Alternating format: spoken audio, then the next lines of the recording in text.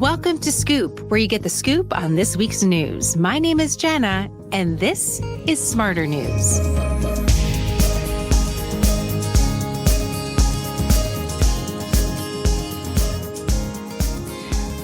Well, welcome everybody to the Scoop on Smarter News, and dare I say it, I don't know, is it too early for a countdown clock? Do we need one of those countdown clocks that they're going to put on the news where it's, election day is 2 weeks away and then 5 days away and then 4 hours until polls close? Like, do we need one of those? I don't think we do. We're actually going to try to be real steady-handed for this Scoop broadcast because we're getting into that wild period where all bets are off and we're so close to election day that the sort of haphazard media environment and political environment is going to feel even more heightened than normal. And so before we get into that, which we're going to be in, we're going to be able to sort through some of what's going on and some of the editorial decisions that are being made. We're going to talk about some of the interviews that are being made. We're going to, when things get crazy, I want you to know we're going to be here for you. So we're ready. We're prepped and ready. We're just not willing to dive into the deep end quite yet. You know what I'm saying? We're going to sit on the side of the pool and we're going to watch everybody else get crazy first. And then when it gets a little too hot, then we'll get it. But we're not going to be we're not going to be as crazy as everybody else. I promise you. I want you to have a moment of zen when you come to Smarter News, where you actually can hear what's going on and why it matters. I'm excited for the week ahead, though. We have an interview that we have planned, knock on wood, that it takes place because you never know when these things happen, with the founder of Real Clear Politics, which is the website that I've talked to you a lot about over the years, because what they do is they take all the polling from all different areas. And while they'll show you the individual polls, then they also have a formula of putting it all together and spitting out what all the polls are telling us. So we're not over reliant on one or the other, one methodology or the other. And my goal there for you is that we'll have a one-stop interview where we really go over the battleground states and what's going on and what are the different paths to victory, so you have an idea of what to watch for as we get closer to election day. So I'm excited for that. In the meantime, as we're embracing this time in American politics in our own way, why don't we start with a fun story that's going to bring us way back? We're going to go old school to be new school. And here's what I want to show you. This is a continuation of a story that we reported on a few weeks ago, when I told you about this strange copy of the U.S. Constitution that was found in a filing cabinet behind old furniture in a former governor's house. The auction finally happened. It happened in North Carolina. It was delayed, obviously, because of the storm. And there was a big question about what would actually happen with this auction. How much would this Constitution go for? Because there's really nothing to compare it to. And the end price was $9 million. So if you had $9 million lying around, you could have been competitive here. If you didn't, this is what you should know. Bidding took place over 7 minutes. The bids came in at $500,000 intervals, mostly over the phone. There was a pause apparently at right around $8.5 million. Then another after someone on the phone bid $9 million. This is via CNN, actually quoting the Associated Press. So $9 million for a Constitution printed 237 years ago. This was a copy of the Constitution that was actually sent to the states. So you had the founders all talking about what would this Constitution look like? How do we get buy-in? We're going to have to make copies of this Constitution. We've got to get it out there to the states. And apparently there's about 100 copies made. This was one of them. And it was printed by the Secretary of that Congress, Charles Thompson. There are 8 known to still exist, and the other 7 are publicly owned. So who bought this? We don't know. The name of the buyer has not been revealed. And I have so many questions there. Like, do you buy this and then you keep it for yourself? Do you keep it behind glass in your home? Is it something that you show to people as like a party trick? I'm always curious about the people that buy really expensive paintings. Like, if I had the money, would I do that just to show it to my friends? Or like get it photographed in Architectural Digest? Like, there's a certain level of art or history that seems to deserve to be shown to the public. And I don't know if I'd get any pleasure in just keeping it for myself. But who knows? I mean, people have different motivations. I'm curious, if you had that extra money, would that be what you were doing with it? Would you think, well, I kind of would like this. So let me just read to you again where this was found, because I feel like this is a moment in the story where we say, the founders. They're just like us. Okay.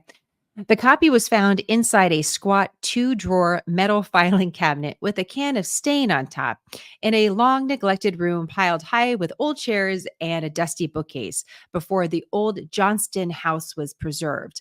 Samuel Johnston, was the former governor of North Carolina between 1787 to 1789. So his property's been preserved. Obviously, a lot's happened in the house. So this is sort of like one of those clutter rooms. I don't have a clutter room in my house, but I definitely have those drawers, your junk drawer. This sounds like a little bit like a junk room. And somebody was going through this metal filing cabinet and the document was folded like a book. And then someone looked at it and said, "Oh my, you know what? This looks like the Constitution." And as you'll recall, whoever it was brought it to the auction house, and they were like, "Yeah, right. This isn't going to be the real thing." And then suddenly they said, "This is it. This is actually the real thing." So this is motivation to us to go through our clutter, including what is stacked in those metal filing cabinets, because you never know what you're going to find. You might find a copy of the U.S. Constitution that's worth $9 million. Also reading from the Associated Press, the last time a copy of the Constitution was sent to the states sold to the last time the copy of the Constitution that was sent to the states. So this is again, kind of the draft. It sold for $400 in 1891. So this is a big jump, clearly, but the actual remaining copies of the Constitution itself, so what's approved and printed for the Continental Congress, that a copy of that, of one of those that was of the very few that remained, sold in 2021 for $43 million. So clearly, there's different levels of ownership and of documents, but that's pretty cool. I mean, it would be nice to own. I mean, maybe like I would just do like a Xerox copy. I would feel super excited about that too. So if you are the person that, one, we'd like to hear from you and we'd like an interview. We want to know where you're storing it. Are you giving it to the National Archives? Can you answer some questions for us? Right now, we don't know who it is, but it's celebration of American history and a reminder about look at all the years that have gone into actually structuring the U.S. government and thinking through the electoral process. And for the founders to really ask the question, how do we create a democracy where the majority can't stay in power forever, because then we're actually creating just another problem that we've been trying to get away from. What is this going to look like? How do you elect a president? Who gets to be a president? How long do they get to stay there? I mean, think about all the things that they had to work out in creating a new nation. And there's still sort of this feeling of admiration for the founders, and that's sort of countered with the discouragement that comes from the current political process. And maybe we need to sort of marry them together so we can have more respect for the political process, even though it doesn't feel great when we're in the middle of getting a pop-up ads and text messages from campaigns and seeing the fighting that takes place between the two parties. We need that little dash of history to remind ourselves this is actually a privilege to be a part of this process. It doesn't always feel great. And perhaps when it doesn't feel great, that's when we need to know that we can vote and make a change, whatever that looks like, and have hope that it's going to change for the future. Every generation has had its own challenges. And so we're in this chapter of the American story that we're sharing together. So for that reason, thinking about the American story today, what I want to focus on is bringing you behind the scenes for two different media interviews that happen to have taken place with the Vice President Harris. These are very different outlets, very different interviews. And I want to talk to you about some of the controversy that has surfaced from these interviews. We're going to talk about how the format matters and also what to watch for in future media interviews, because it's not just the interview itself that made news. It was the editorial decisions that were made as part of that interview that made news. So the media became just as much a part of the news as the vice president. I'm excited to do that. So I want to run that through for you. I have a few different sound bites to show you. Before I get to that, here are 3 things that I want to share with you at this time in the election cycle to remember as we navigate through the next several challenging weeks. Number 1, every poll that you see is a photograph of the past. Don't forget that. It's not capturing the present. It's always looking backwards to look forward. Polls matter because they're going to show us at times trends or momentum that are taking place. So taking one poll and making news of it is not as effective or important as taking a group of polls and trends that we're watching over several weeks at a time. If you can think of one thing as you see the different polls splash across your screen, remember, polls are a photograph of the past. They are not a photograph of the present, and they are not a predictor of the future. They're very specific qualitative data points from one specific time frame. It's just not the present time frame. If you keep that in mind, we can put polls in the right place because polls are going to get crazy over the next several weeks. And the media is going to use a lot of them constantly to try to paint a picture of these different campaigns. It's not that they can't be useful. We just need to understand their limits. Number two, one of the things I've noticed from interviews over the last several days is election officials in several states, both Democrats and Republicans, are trying to set expectations that we will not know the results from these states on election day itself. It could be the next day. It could even be several days later, depending on overseas votes. This is an important reminder for all of us that every state runs the federal election process differently. That also means they're going to count votes differently. In some states, they can start counting before election day. Sometimes it's right on election day. Sometimes it's not until all the polls close. And understanding that every state has a different way of doing it and that both Democrats and Republicans are trying to set expectations a little bit lower from knowing the results on election day is just something that we should note. It doesn't mean that we're not going to get results on election day, but the fact that we're seeing a variety of different officials try to talk about this now is a signal to me that I should pass it along to you as something we should just have on our radar. Number three, based on recent interviews with campaigns and campaign officials, one of the things that I've noticed that both campaigns are doing in this final sprint is prioritizing fear.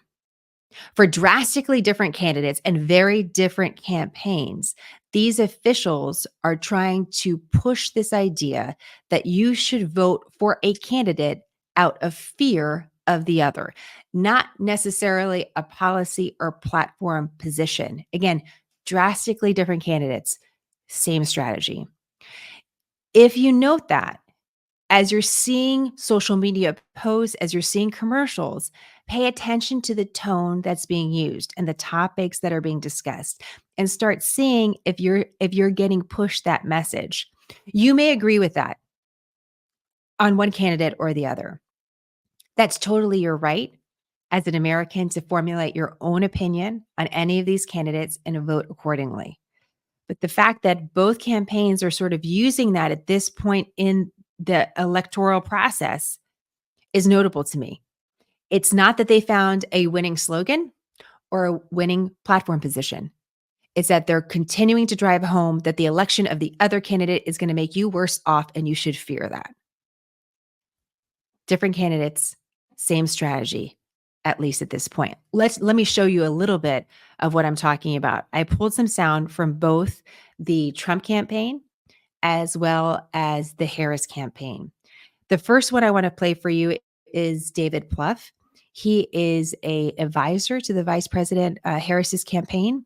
He was very active during the Obama administration, a long track record in Democrat politics. I want you to listen to how he's describing what they're seeing and how they are framing this part of the race.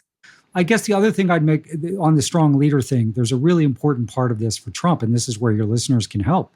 Share content, ads, interviews, where Trump seems unstable, because the argument is, listen, he's the oldest person ever to seek this office. He's clearly not as stable as he was, and he wasn't particularly stable back then. He won't have anybody around him to stop him, okay? Like Laura Loomer, Marjorie Taylor Greene, these are the people he listens to. Project 2025 gives him no guardrails. And, the goal here is sort of absolute and unchecked power. And that scares voters. So when we think about, messages against Trump, there's economic messages for sure about how he's going to screw working people and take care of the wealthy and hurt our overall economy. Like every economist who's looked at his plan says it will increase inflation, blow up the deficit, and add cost to middle-class people. It's like a trifecta of terribleness. Healthcare and abortion, clearly huge contrast. But this leadership thing about just imagine him basically unstable, with no guardrails, with unchecked power, to not do anything to help you, but to seek revenge is really, really important. You heard it from him directly. This is really, really important. What scares voters, he talks about. Now, he's speaking in a friendly territory and friendly interview. Pod Save America is built in the network of crooked media, which was started by former Obama officials. And so one of the reasons, and I use their sound quite a bit, one of the reasons I pay attention to this particular network of podcasts and also this particular program is because it provides insight that I'm not going to see anywhere else, because the guests that come on are speaking more candidly and more frankly because they're amongst friends. It's not an environment that's full of a lot of conflict. So I'm actually going to show you a separate interview that could be viewed in a similar way. Fox News had one of the Trump campaign officials, Jason Miller, on. This could be viewed as going into more friendly territory because Fox is associated with more conservative leaning programming. And I want you to listen to what Jason Miller had to say now. Well, Brett, simply put, that Kamala Harris's values have not changed. So all of the crazy ideas, whether it be completely repealing the Trump tax cuts, whether it be banning fracking, whether it be legalizing amnesty and decriminalizing illegal entries into the United States, cashless bail, defunding the police, all of the radical positions that Kamala Harris has put out there is still what she believes. She might go and try to nibble around the edges and say, well, I'm going to describe it a bit differently. But she said that her values have not changed more often than any other policy position that she discussed in that interview. Another thing, too, is that Kamala Harris is going to have to own the fact that she's the one who's taken the country in the wrong direction. She can't get up there and talk about turning the page and going to a new chapter in the U.S. when you're literally in the White House right now. For the last 3.5 years, she could have taken action on all of these things, but it's on her. So there has to be some accountability there. She doesn't deserve a promotion. She deserves to be voted out of office. Okay, so you should be scared of her values and you should be scared of her track record, according to a senior advisor of the Trump campaign. So you can see how both of them are positioning the other, and to try to think about what's going to actually motivate voters. It's not because the voters love the candidate that they're voting for. It's that negative vote. I'm voting for this person, perhaps because I don't want the other person in office, not because I love this person so much. But the alternative is what makes me actually nervous. So that's a different sort of vote than voting for somebody that you just really believe in. Not to say that both candidates don't have that sort of fan base, because they certainly do. They do have people that are going to come out in the rain and the sleet and the snow, just like the post office. They're going to get out there and they're going to vote. They're going to cast their ballot regardless, because they actually really believe in the candidates. But what these campaigns are going after are the undecided voters. And we're going to explore this a little bit over the next 2 weeks or so about the undecided voter, because is it the undecided voter that doesn't have an idea about who they're going to vote for? Or is that undecided voter the person that is just undecided about whether or not they're going to vote, period? Both are not great scenarios for the campaigns. And according to one of the New York Times, a recent piece was placing the amount of these voters as more than 1 million. So if that's the case, that's the difference in winning and losing. And so this looks to be the strategy now. It'll be curious to see if we see a change or sea change of any sort over the next week or so. But these are what the campaigns are pushing through at this moment. The other thing that the campaigns are doing is a lot of media, and the media looks so different than previous elections. It's true that in previous elections, we saw, some podcast interviews and the like, but now we're seeing a lot of different things where the candidates are not afraid to go and sit down with more of what we call pop culture interviews. And both campaigns are doing that in their own way. So they're picking, again, more friendly territory, and they're going and speaking to and spending time with these podcasters in ways that they're probably not doing with traditional media. And so that's of note.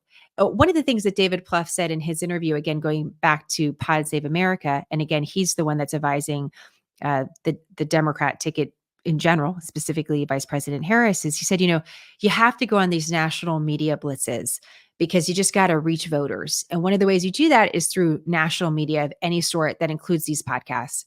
The other thing that you have to do, which can be tough because there's 7 battleground states, and that's a lot of territory to cover, is local interviews, like hyper local media as well. So you have to do a little bit of both. What we're going to focus on today are some national interviews that made news. And again, these interviews specifically have Vice President Harris as the subject. And the reason for that is because President Trump decided not to participate in a traditional 60-minute sit down interview. This has been part of the broadcast program for years. So they're going to sit down with both candidates. 60 Minutes has long been respected as one of the premier, if not the premier news magazine show in America, meaning that this is long format reporting rather than your local nightly news or even your national news. So this has been a tradition that's taken place. President Trump said he wasn't going to participate, but Vice President Harris did. So that's one interview we're going to look at. We're also going to look at the Fox News interview with Vice President Harris. Again, Fox News said that they also invited President Trump to do a similar interview. We'll see if any of this takes place over the next 2 weeks, and then we can take a look at those interviews specifically. But I chose these two because I thought they gave us different media perspectives, different media lenses, different editorial choices from these very different networks with a similar candidate. So I thought it would be interesting for you to sort of think about the formatting of this and why this matters. So let's start with the 60 Minutes piece. And before we get into that, I just want to talk to you about sit-down interviews overall and what is so special about a sit-down interview. When we talk about sit-down interviews now, often we're thinking about these 3-hour podcasts. We're going to sit down. We're going to do a long interview. It's going to be live to tape. It's not going to be perfectly lit. There's not going to be B-roll. That's what we would call, just I'm talking about farmland and suddenly you see farmland. It's not anything like that. It's very low maintenance.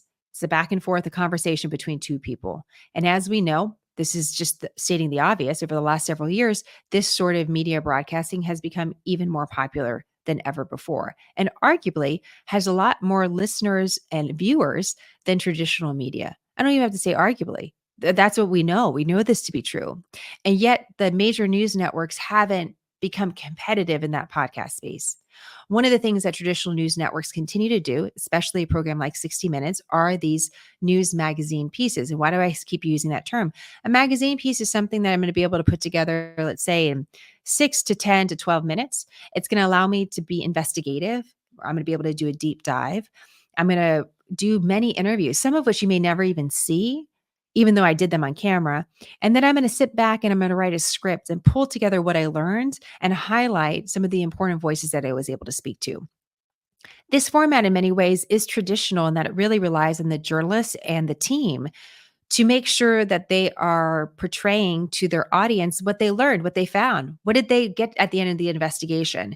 If it's a profile piece, it's whether or not the profile piece accurately represented what that conversation was like. Did they actually get news? Sometimes this is where you actually do, because in a sit-down interview, let's say we're able to sit down for an hour. We're going to talk a little bit ahead of time. I may ask you a question about a topic that you're not completely comfortable with, and you may take a little while to get to the answer. But we got all the time in the world. So I'm going to sit back and I'm going to let you answer, and then I'm going to follow up. And somewhere in our exchange, I'm going to get you to answer the question, and we're going to get perhaps more comfortable, sometimes more confrontational. Either way, I have this time to work with. And when I walk away from the interview, I have a lot of material that I'm going to need to edit down. And the key to this is that I accurately represent what we were talking about. I was thinking about an example of this to share with you. And I think that one of the examples that comes to mind, I could choose many different politicians, but President Obama is a good example of someone that would take a long time to answer a question. And he's famous for it in his different press conferences. So I just introduced this as a point of levity, not to just single him out. But, he'd be asked a question, let's say about the economy. And then he would, what is often sort of the analysis, he'd go into professor mode. He would tell you about the history of the economic concept and he'd kind of take you back to different times and two different schools of thought. And then he would tell you about how he feels about the American economy. And it could take 7 to 9 minutes for him to answer a question. But eventually he got there at the end. So if that was a sit-down interview, what I would do is I would let him talk. And then I would cut off that piece at the end. That would be totally editorially above board, because the rest of the answer wasn't really news. It was him sort of winding to the answer that meant the most to the audience. And again, if I'm editing a piece, I want it to be very effective for you, and I don't want to waste your time. So I want to get to exactly what was said. This can get tricky when the way someone answers a question is actually more newsworthy than the content itself. And that's where 60 Minutes found itself, because 60 Minutes had this very special interview with the Vice President Harris, again, airing on a 60-minute special. But they took a soundbite from that interview and they aired it early on Face the Nation, their Sunday show, in order to promote the interview that was airing on Monday. Those two soundbites didn't match. And the way they didn't match led to questions about whether or not 60 Minutes was pushing their foot on the pedal of a more complimentary interview of Vice President Harris. So I'm going to show you what this is like. Before I do, I just want to read, because this is actually news today. There's a new statement that was just released by 60 Minutes just yesterday. So over the last several weeks, this interview took place on October 7th. So now we're 2 weeks later. It's still being discussed. Nearly 2 weeks later, it's still being discussed as a question about whether or not 60 Minutes can be trusted in this very important time. So I want to read you what is said, and then I'm going to show you the piece, okay? They're saying former President Donald Trump is accusing 60 Minutes of deceitful editing of our October 7th interview with Vice President Kamala Harris. That is false. Now, let me just stop you there. It's not just President Trump. I know they're saying that, but this happened almost immediately after the interview aired on social media. And so whether or not the former president elevated that, and obviously has a huge platform, is probably the case, but it also existed independent of him. So I just want to point that out. 60 Minutes gave an excerpt of our interview to Face the Nation that used a longer section of her answer than that on 60 Minutes. Same question, same answer, but a different portion of the response. When we edit any interview, whether a politician, an athlete, a movie star, we strive to be clear, accurate, and on point. The portion of her answer on 60 Minutes was more succinct, which allows time for other subjects in a wide-ranging 21-minute-long segment. Remember, Mr. Trump pulled out of his interview with 60 Minutes and the vice president participated. Our long-standing invitation to former President Trump remains open. If he would like to discuss the issues facing the nation in the Harris interview, we would be happy to have him on 60 Minutes. Now, I just want to point out there that 60 Minutes in that statement made this very political, basically saying the only reason we're talking about this is because of former President Trump. And that political undertone, just from my perspective, having worked in journalism for 20 years, is not helpful to their case here.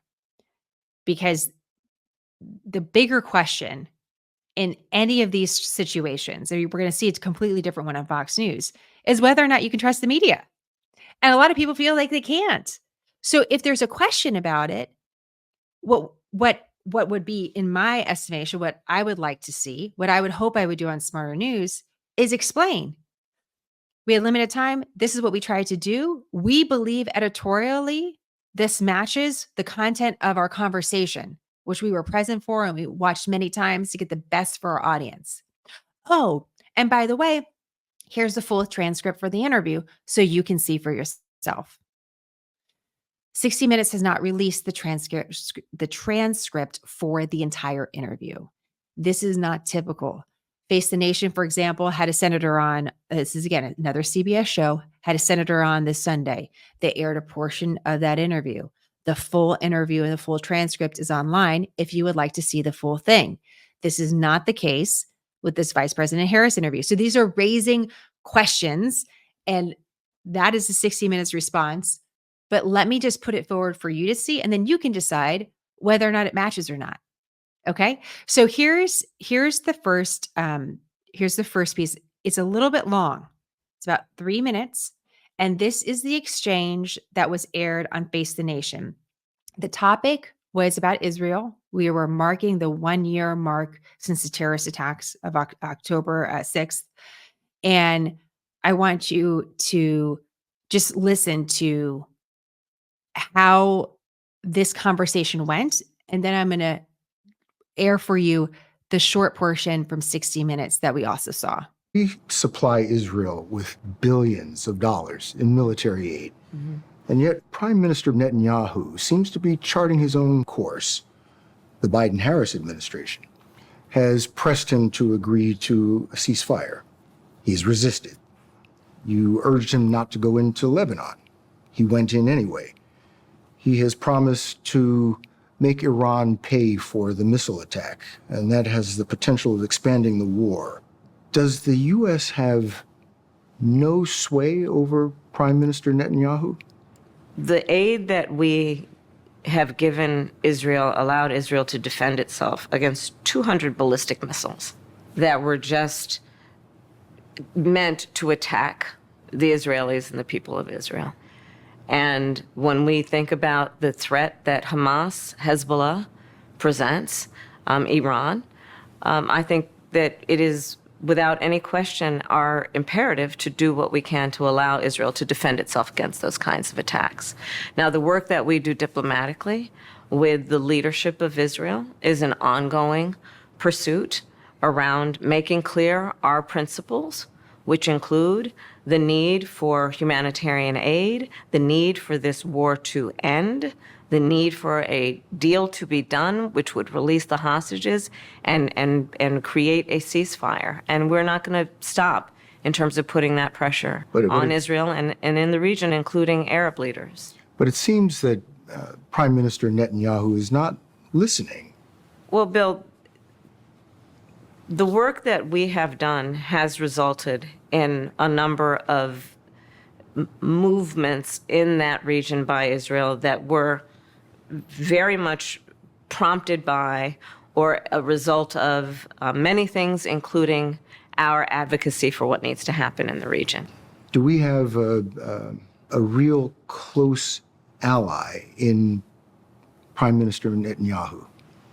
I think, with all due respect, the better question is, do we have an important alliance between the American people and the Israeli people? And the answer to that question is yes. So that was the portion of 60 Minutes that was aired on Face the Nation.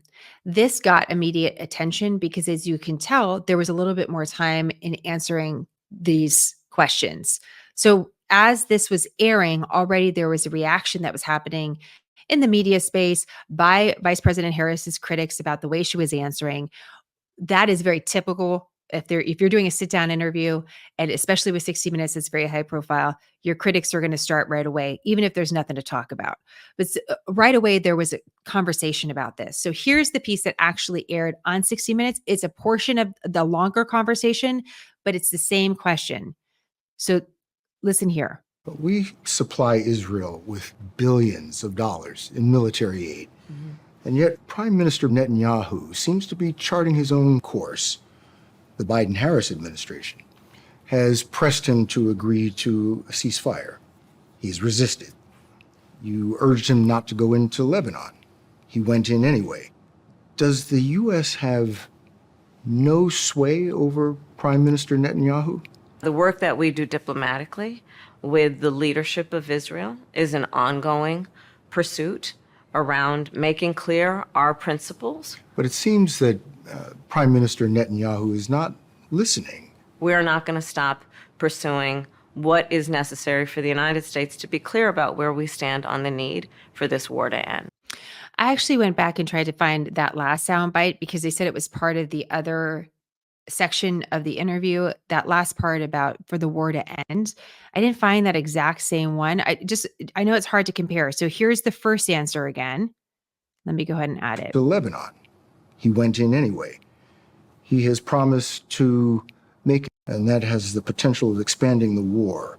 Does the U.S. have no sway over Prime Minister Netanyahu? The aid that we have given Israel allowed Israel to defend itself against 200 ballistic missiles that were just meant to attack the Israelis and the people of Israel.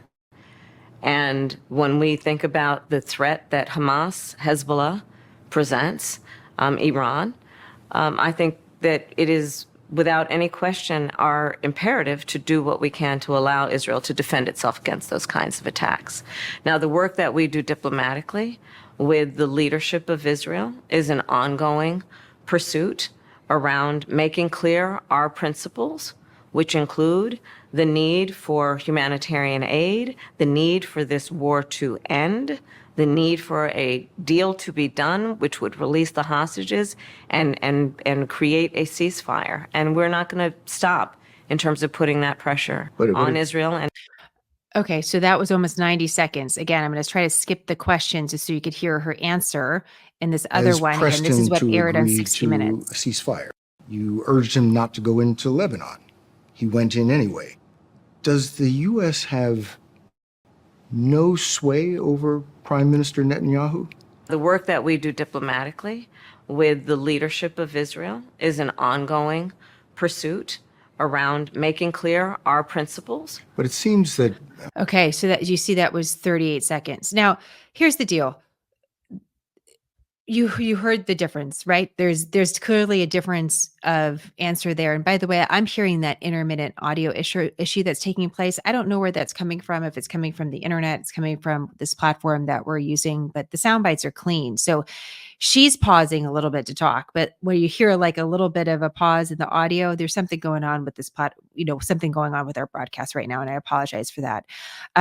What you do see though is that these feel very different. In fact, the longer piece gives you more insight into how she's sort of thinking about this foreign policy issue, and arguably could be, more interesting to voters who are getting a more full understanding of how she's thinking about this versus the shorter version. But we weren't there for the interview. We don't know how long they spent on Israel. And we don't know if maybe as they watched, maybe they spent 20 minutes on Israel and they figured, oh, at the end of all of that, like this is essentially what she said. And that's what the viewers should know. Like the rest of it doesn't really matter. This is what the viewers should know. And that could be an editorial choice, not on the benefit of a candidate, but simply because they were there and that's what they understood was really the takeaway. There's another way of thinking about it, which is, okay, editorially, that's a cleaner soundbite for us and it sounds more smooth. So we're going to use it there. But it doesn't really match the context in the conversation that happened earlier, but because it was sort of long and we don't really have the time there, and this actually sounds better, we're going to use a soundbite. This is where it's very difficult because we can't know, was this simply an editorial call of trying to make the candidate look a little bit crisper in her response? Or was this just because of time? Or is it just because you had a group of editors sitting and watching this interview over and over and over again, trying to get the best piece? And when you do that, sometimes you lose perspective. So whether or not it's nefarious and it's 60 Minutes trying to be editorial, we don't know. Or maybe it's just a simple editorial decision. They said it was a more succinct answer. That's all we can go on. But there are things that can happen in that editing process that you have to be very vigilant as a journalist. There were oftentimes I would film a piece, write the script, and add the sound bites I wanted, walk into the editing bay, which is where an editor works, and watch the whole piece and think to myself, this isn't how that the back and forth between me and a guest isn't how it felt at the time. So we're going to need to change it because that doesn't feel authentic to the moment that we actually share. This feels different. We're editing. We need to give them more of an answer, which by the way, the editors hated because they wanted to keep things short because you're trying to air it on television. Sometimes you only have 4 minutes. So if you lose 10 or 15 seconds because you want to include a little bit more of the answer, it skews the whole piece. But this is where you have to have a very strong commitment to, is this accurate to the actual conversation that I had? And sometimes you have to go back to the drawing board. So in this particular case, it's unique because we're not hearing other voices. We're only hearing hers. I'll leave it up to you whether or not 60 Minutes did an accurate job of representing what she said or not. And again, there's more to the 60 Minutes piece that you can also listen to. And we'll make sure is also in show notes. But I think that's a really important thing just to, in a time when there's so much anger at the media and criticism about media bias, while there is an argument for media bias, it also can just be an error. And that's a big error at a very critical time. And for President Trump, who said he wasn't going to participate in a 60 Minutes piece, you've basically given the person that told you no a reason for still saying no. And that's not good for everybody because we want to see more interviews, more challenging interviews with presidential candidates, not less. So let me move on to a different interview. This is between Brett Baier, Fox News, and Vice President Harris. This is a live to tape interview. So while it's a sit down interview, it's being filmed and turned around very quickly to air live on TV. There's not going to be time for editing. In the middle of the interview, Brett Baier, who's the host, is calling for sound bites. And he's trying to use sound bites as a way to get a response from Vice President Harris. The tone of this interview is different than the 60 Minutes piece because you're seeing a more adversarial relationship between the interviewer and the interviewee. This is the first time that Vice President Harris has gone on Fox News in this sort of setting during this election cycle. And because Fox News is known, again, as the more conservative leaning channel, it's not about going into, territory that is not comfortable for her versus, let's say, going on The View, which is thought as being more progressive. So I want to show you the portion of the interview that got a lot of attention and also criticism of Fox News for being biased. And you're going to see this exchange. This is a kind of an exchange. I was trying to get back to the original question. They kind of get off this initial question, which was about how the next 4 years would be different than the past 4 years. And the Vice President Harris is talking about former President Trump. And here's their exchange. Within, talking about the American people, suggesting he would turn the American military on the American people. We asked that question to the former president today. Harris Faulkner had a town hall, and this is how he responded. I heard about that. They were saying I was like threatening. I'm not threatening anybody. They're the ones doing the threatening. They do phony investigations. I've been investigated more than Alphonse Capone. He was the greatest gangster. No, it's true. No, but think of it. It's called weaponization of government. It's a terrible thing. So, Brett, I'm sorry, and with all due respect, that clip was not what he has been saying about the enemy within that he has repeated when he's speaking about the American people. That's not what you just showed. Well, he was asked about that specific... No, that's not what you just showed. In all fairness and respect to you. That was the question that we asked him. You didn't show that, and here's the bottom line. He has repeated it many times, and you and I both know that. And you and I both know that he has talked about turning the American military on the American people. He has talked about going after people who are engaged in peaceful protest. He has talked about locking people up because they disagree with him. This is a democracy. And in a democracy, the President of the United States, in the United States of America, should be willing to be able to handle criticism without saying he'd lock people up for doing it. Okay, here's what actually happened at that Fox town hall earlier that day when this question took place about the enemy within.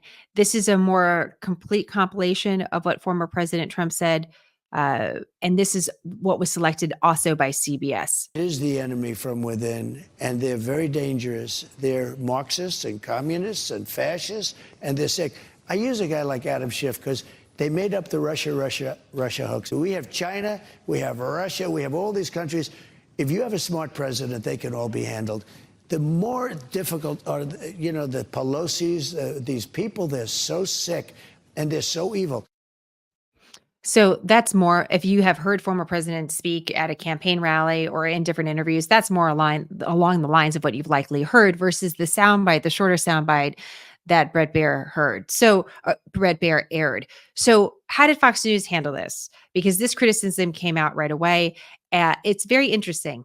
Brett Baier went on Fox News's media show. Fox News has a media critic, a media commentator. His name is Howard or Howie Kurtz. And they were talking about this interview.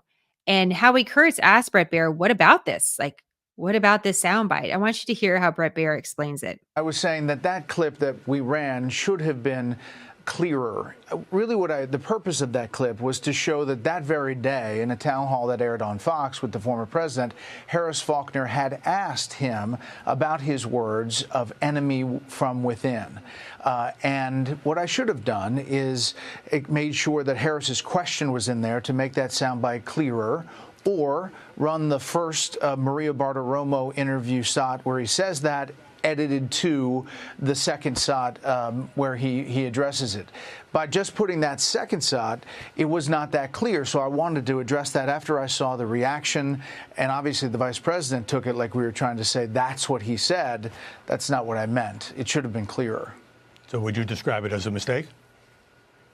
Yeah, I did on Special Report. I think it should have been clearer, not only to the vice president, to be fair to her, but also to be fair to the context of what I was saying, that we were addressing it with the former president directly, even that day, hours before on Harris Faulkner's town hall.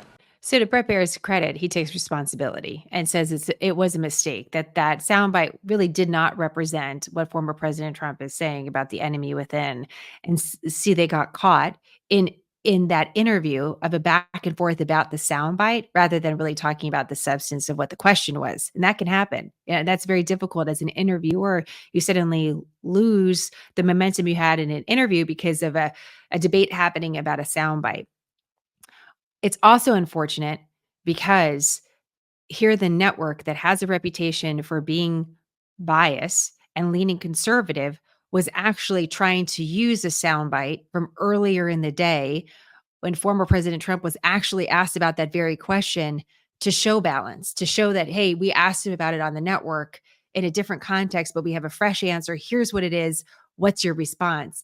And that was a missed opportunity for them to show that they actually were attempting to have some balance to their coverage. So that was unfortunate for a few different reasons. Unfortunate for the flow of the interview, but also unfortunate for the network because instead the opposite happens, which the network looks like they're making editorial choices on purpose to not make former President Trump look quite as critical as he has been. So you can see these are very, these feel like small things, but they have a really big impact. And especially looking at this soundbite, there's two different thoughts that come into my head about this. If Brett Baier and his team said, hey, we got to cut that soundbite from the town hall where President Trump talks about the enemy within, you might have had a production assistant who's, 23 cutting some sound and being like, that's the right piece. And they didn't get a chance to review it before airtime, which is a huge mistake. And then they just thought they had the one that they were all talking about, but it was a different one. That can happen, especially if you're doing something live to tape where you don't have time to say, wait, that's wrong. Can we get the right one? The other thing Brett Baier could have done is in the middle of the interview, just conceded, you're right. There actually is more to that soundbite and we didn't air it. We'll make sure our audience sees it. We understand your point. What do you say to that? He could have said that in the moment, but he didn't. And he was a little bit off kilter. Afterwards, he talks about this, and this is not an excuse, but this plays into the difference between a sit-down interview where everyone's relaxed, the lighting is beautiful, you have all the time in the world, to something that's live on tape. Brett Baier had a show that was going on at 6 o'clock Eastern time. The interview with the vice president was at 5 p.m. Eastern. In order to get that interview to air, he needed to do it closer to 5 p.m. If you have a live to tape interview that's still ongoing at 5:55, you're not going to be able to turn that around to air on your own show. And who knows whether or not they had a backup. What Brett Baier shared is that they had shared that essentially with the vice president's team. Hey, we got to start on time. The latest we could start is 5:18. This is what he says. And he said Vice President Harris showed up at 5:17. Now, whether or not that was strategic by her team to squeeze the time, so we're not going to let this interview go longer than we need to. We're going to protect our candidate because we're going to show up right then, add a little pressure to Fox, add a little pressure to the situation, and still give the interview. I don't know. Could that be a strategy? Yes, it can be. And you can see that occasionally. Sometimes I'd be waiting on set. The White House said, we're available and we're going to come on your show and we're going to talk about a spending bill. And we're going to be there right at noon, right as you start your second hour. And we get all ready for it. And then you start your second hour and they don't show up.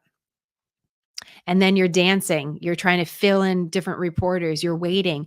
It's 12:20, 12:22, 12:50. They never show up. Or maybe they show up at a time that's not very convenient, doesn't feel very good.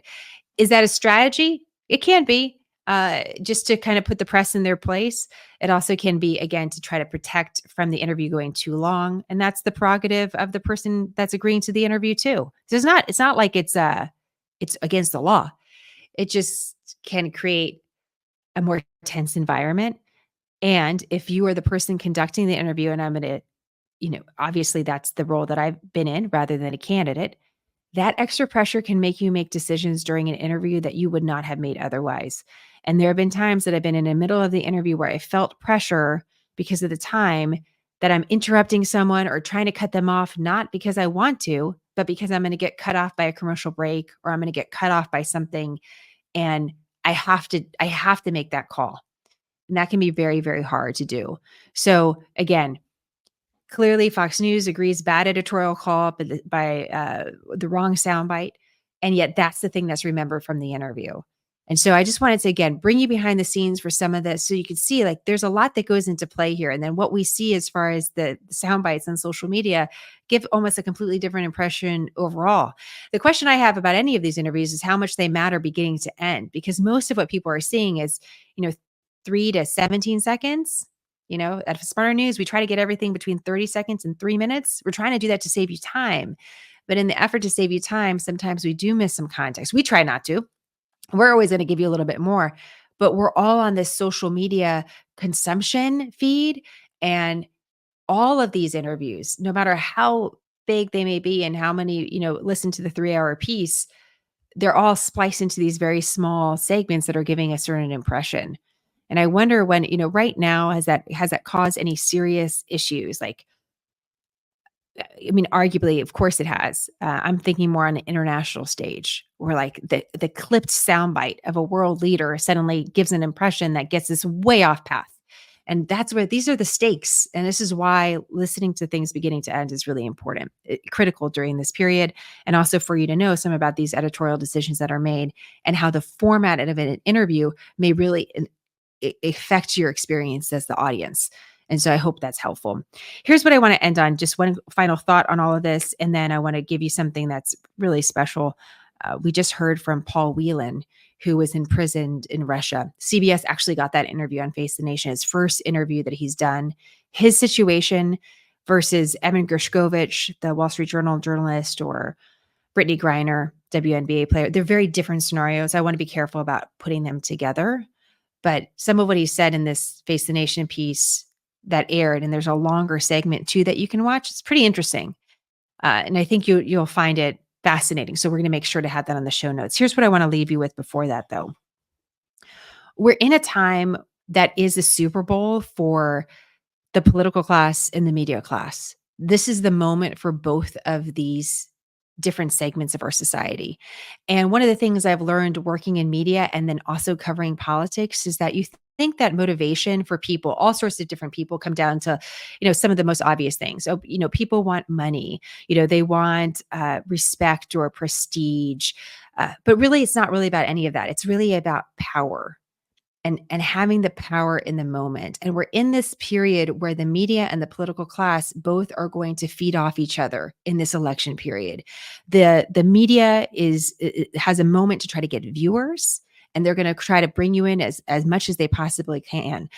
For the political class, this is the moment to step into the main stage and get a lot of attention. And a lot of the people that are getting attention in both of these areas, in the media and in the political class, are not going to get that attention later. In fact, in some cases, some of these people are going to be unemployed. If you're working on a campaign that doesn't win, there's no more work for you. You're going to have to figure out what you're going to do next. For others, you're going to go to the White House.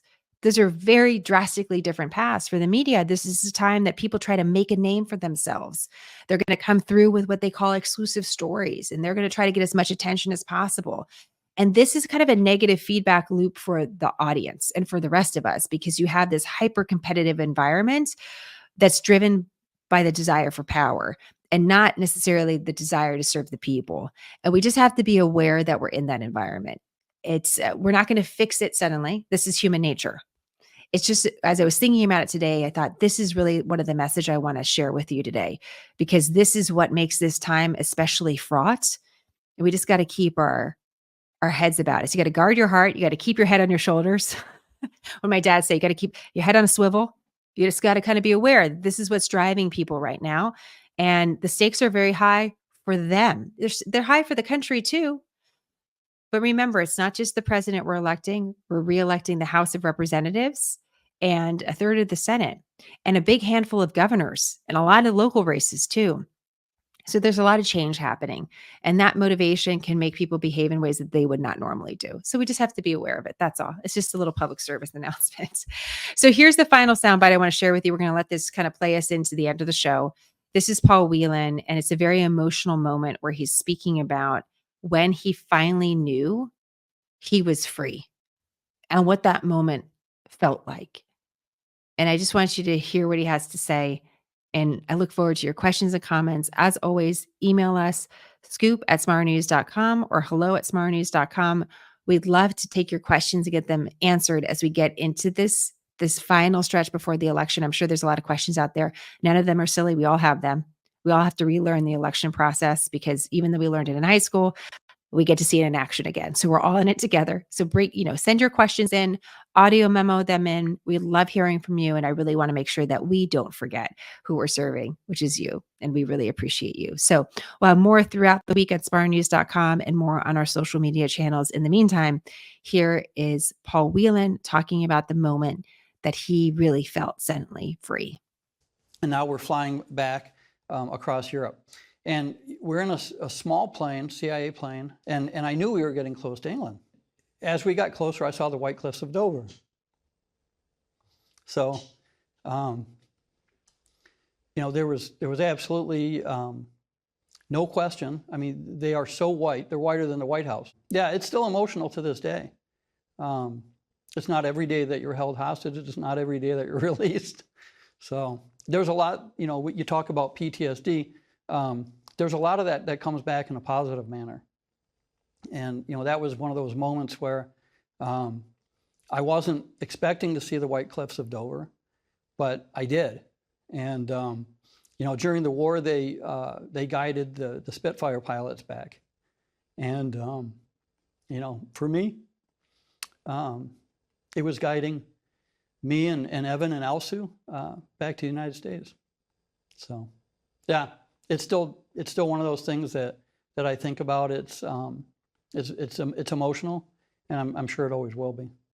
Thank you so much for spending time with us today. I thought I would just pick up there at the end for those of you who are still on our live. What's interesting there is I edited that soundbite, and I want to talk to you about that briefly, because that's an example of an edit that I feel very editorially comfortable with. So he's having this very emotional moment where he's talking about these beautiful cliffs that are in England and what he's thinking about. In the middle of this answer, he sort of talks about that he still has family in Ireland and England and Poland. And I believe Margaret Brennan said something like, "Oh, and your parents." And he's kind of talking about this. But then he picks back up into that moment. And so I cut out that part about the family, not because I don't think the family is important or that you won't find that interesting if you are listening to the longer interview. It's just that it was some extra time that we didn't necessarily need, and it didn't change the meaning. What really was important about that moment was the emotion of what he felt and what he was thinking when he was flying back to the United States. And so the tangent that was a little bit about his family, it didn't make him more emotional. It actually kind of got him a little bit off track. And so I thought, okay, I'm just going to take that out. I'm going to make sure that this is one cohesive soundbite. So in that way, I did make an editorial decision, but it wasn't to change the meaning. It was just to get you more quickly into what he was actually saying in this soundbite. And so that might be a fun exercise for you. You could go back and listen to that part of the interview and see, did I make the right decision? Some of you might, I'd like to hear about the family a little bit, but watch how he answered, watch his tone, watch how fast he talked. And then you'll see why, okay, I could see why for a more succinct piece that it really helps rely on the emotion. This is why Jenna made that decision. So check it out. It was an unexpected example I just thought I would share with you, but these are the sort of editorial calls that we're making on a regular basis. And we have to do it in a responsible way, getting to the core of the meaning. Sometimes with editing, it can get a little shaky. There are times when President Biden stumbles on a word and I have to ask myself, do I leave that stumble in or do I take it out so that it's clear for the audience? Sometimes the stumble is part of the delivery. Same thing is true with former President Trump. He meanders, he'll go on a different topic. And then you got to cut out a section to get him back to the topic that he was asked about. Is that an editorial call that's above board? These matter, even the little ones about stuttering. I could easily edit out a sneeze. No one would think I need to leave the sneeze in there. But a stutter or a stumble or a mispronunciation could be international news. And you have to really stay attuned to what you're doing so you make the best decision for your audience. For me, what that looks like is seeing an entire statement beginning to end, usually multiple times, editing it down and then editing it down slightly further and asking for feedback from our team so that we're not just making these editorial calls just, for what it's worth. So I hope you don't mind that little example at the end, but it brings back this larger point. These editorial calls are being made, and I wonder if we're in a time period in media where everything just has to be live to tape, 3 hours, very little fluff. We're back to old-fashioned radio journalism. where we're just having conversations that are open and free flowing, because that's what we need right now as a society. Is the media has lost so much trust that we just need to see it for what it is. And maybe we get back to these packaged pieces, but I wonder if that's really the path forward. So I'll be curious with that on that. Sorry for this little bonus commentary at the end, but do you think that's the direction we need to go now? Just strictly live to tape, sometimes live, beginning to end. Mistakes are left in there. When the interviewer makes a mistake, mispronounces something, I said something wrong earlier, for example, I said October 6th terrorist attack rather than October 7th. I've said that a million times and I made a mistake. You don't get an opportunity to edit it out, but usually people are pretty forgiving about stuff like that. It's because it can happen. And I think maybe the more authentic we can all be in this environment, the better for that media class I was talking about and that political class. So I'll leave you with that thought today. And I look forward to your feedback. But thanks for being here today for this little bit of a longer scoop. But 'tis the season, guys. 'Tis the season. Hydrate. Get your walks in, get your sleep, and we'll be here with more on smarternews.com. All right, guys, I'll see you next week with more. Bye.